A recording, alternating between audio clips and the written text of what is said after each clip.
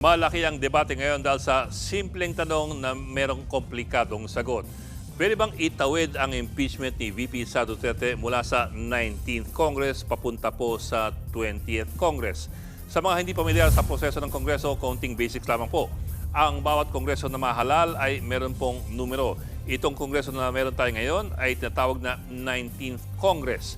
Mag-adjourn po yan o magtatapos sa June 13, 2025. At sa pag-adjourn ng Kongreso, ang mga trabahong hindi natapos ay back to square one po lahat ng mga yan dahil ibang Kongreso na po ang papasok. Bakit?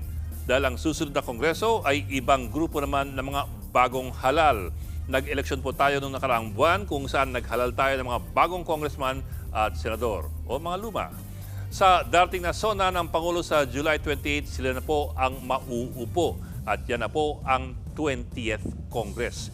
Kaya't kung may mga bill o panukala na hindi natapos ipasa ng 19th Congress, mamamatay na po yan pag-adjourn nito sa June 13, 2025. Kailangan buhayin muli o i-refile ito sa 20th Congress. Ganon din po ang mga investigasyon ng Senado at ng Kongreso. Pero paano kung impeachment ang hindi natapos? Naku, yan po ang malaking debate ngayon. Ang sabi ng ilan, kailangan daw back to square one din yan, gaya ng mga hindi natapos na batas. Pero ayon din sa maraming dalubhasa at ayon din sa jurisprudence sa ibang mga bansa kung saan pinattern ng ating sistema, tuloy-tuloy lamang dapat ang impeachment trial. Bakit po? Dahil ang impeachment court ay hindi na raw lehislatura. Ito raw ay isang hybrid na quasi-judicial at quasi-political body. Quasi-judicial dahil ito po ay maglilitis. Quasi-political dahil mga hurado ay hindi naman mga abogado kundi mga politiko.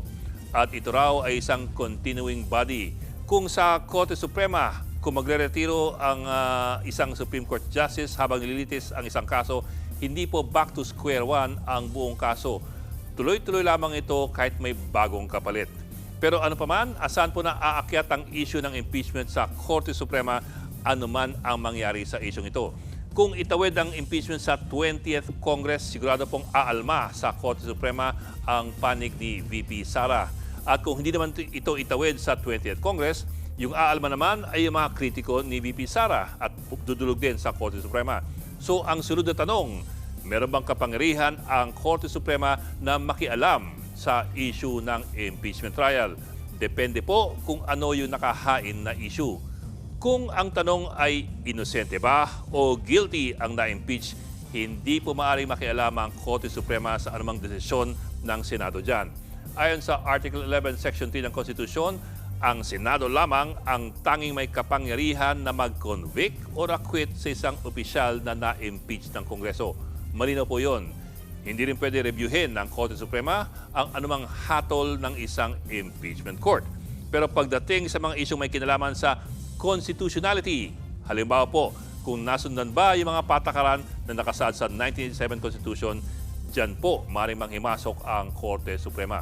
Toong 2003, naglabas ng desisyon ang Supreme Court na labag sa Konstitusyon yung impeachment rules ng 12th Congress na pinapayagan ang multiple impeachment complaints sa loob po ng isang taon.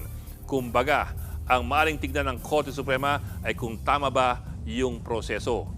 Pero hindi ito maaaring mangialam pagdating na sa mismong desisyon. Mga kapatid, Ed Lingaw po, maging maalam at may pakialam sa mga napapanahong balita sa ating bansa. Para sa mas malalimang pagtalakay at paghimay sa mga issue at headlines, tumutok lamang at pag-subscribe sa social media pages ng News 5.